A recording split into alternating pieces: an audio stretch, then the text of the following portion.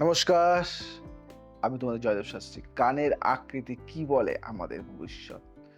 একটা অন্য আলোচনা, কর্ণফল। শুনবে? একটা কাহিনী শুনবে? ভগবানের দান, দুটি কান। ভগবানের দান, দুটি কান। একটি গোপন বার্তা। বার্তা। ছোট এক গ্রাম, নদীর ধারে এক সন্ন্যাসী প্রায়ই বসতেন, বিশ্রাম নিতেন। গ্রামের ছেলেমেয়েরা তাকে ঘিরে ধরতো। কেউ হাতে রেখা দেখাতে চাইতো, কেউ মাথা টিপে ভবিষ্যৎ শুনতে চাইতো। কিন্তু সন্ন্যাসী কেবল এক জায়গায় খেয়াল করতেন, কানে। একদিন একটি বালক আসে, বয়স 10। সন্ন্যাসী তার কান স্পর্শ করে দীর্ঘক্ষণ দেখে বললেন, তোর কানে ঈশ্বর নিজে চিহ্ন রেখেছেন। তুই বড় নেতা হবি, কিন্তু একদিন সেই নেতৃত্বে তোর পতনের কারণ হবে। বছর 20 পর সেই বালক এখন তরুণ নেতা, অভিজিৎ, চমৎকার বক্তা, বিপুল জনপ্রিয়তা। কিন্তু হঠাৎ এক কেলেঙ্কারিতে পতন ঘটে। জেলে যাওয়ার আগে তার মা কান্নায় ভেঙে পড়ে বলেছিলেন, সেই সন্ন্যাসীর কথা আজ মনে পড়ছে।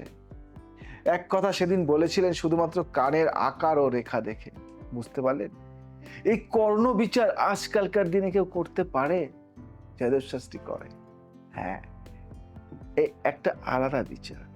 বাস্তব এক কেস স্টাডি, সত্য ঘটনা।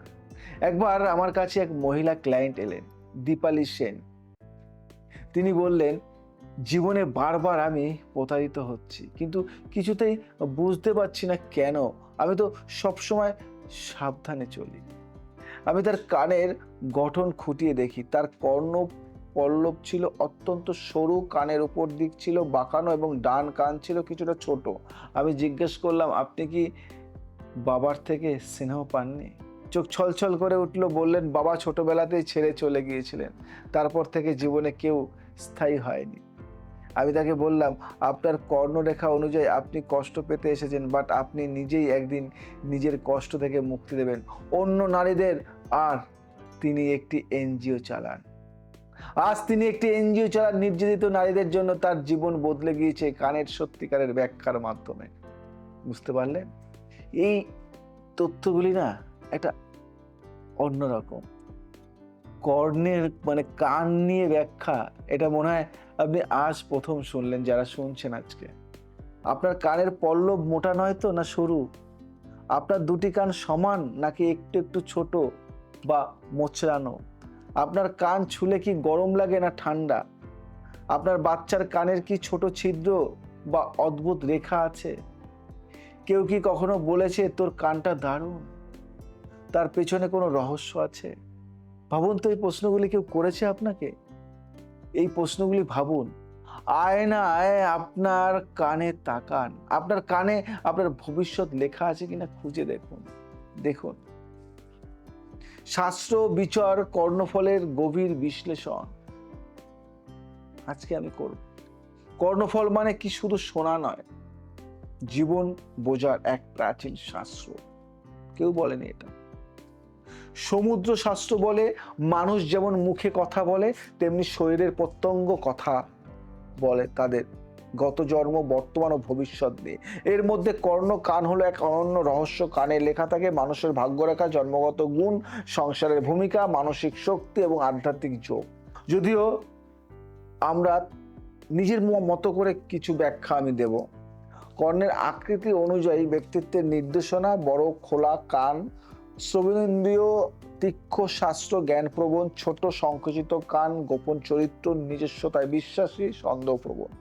কর্ণপল্লব মোটা নাকি সরু? মোটা কর্ণপল্লব পিতৃপ্রেম, ধনাগম, পরিবার কেন্দ্রিক মন; সরু কর্ণপল্লব মানসিক অস্থিরতা, একাকিত্ব, প্রেম, প্রতারিত হওয়ার সম্ভাবনা প্রেমে। ডান কান বনাম বাম কান। ডান কান কর্মক্ষেত্র, পিতার প্রভাব; বাম কান সংসার ও মায়ের প্রভাব। উল্লেখযোগ্য পার্থক্য হলে মানসিক দ্বন্দ্ব থাকে।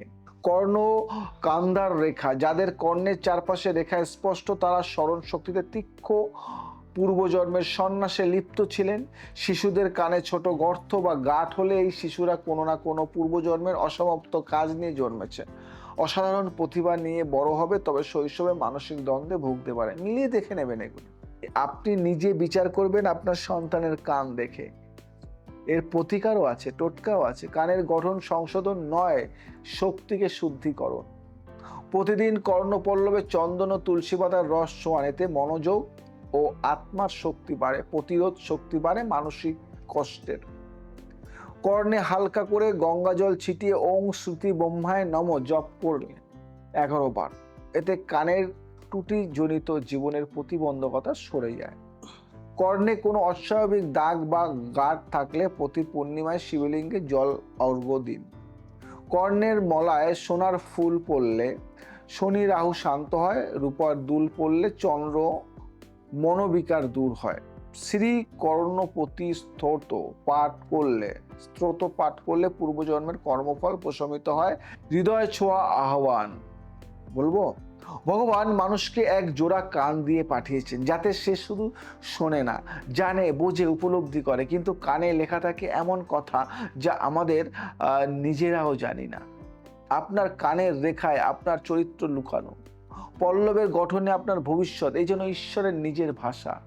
আপনাদের অনুরোধ, এই ভিডিও যদি আপনার জীবনে কোনো দিকের সঙ্গে মিল খায় কমেন্টে লিখুন।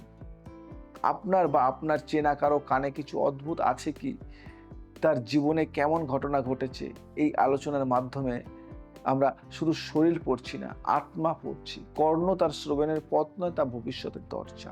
বুঝতে পারলেন যে কানের চিহ্ন দেখে বা কানের মোটা সরু দেখে বা কানের আকৃতি দেখেও এত বড় বিচার করা যায়।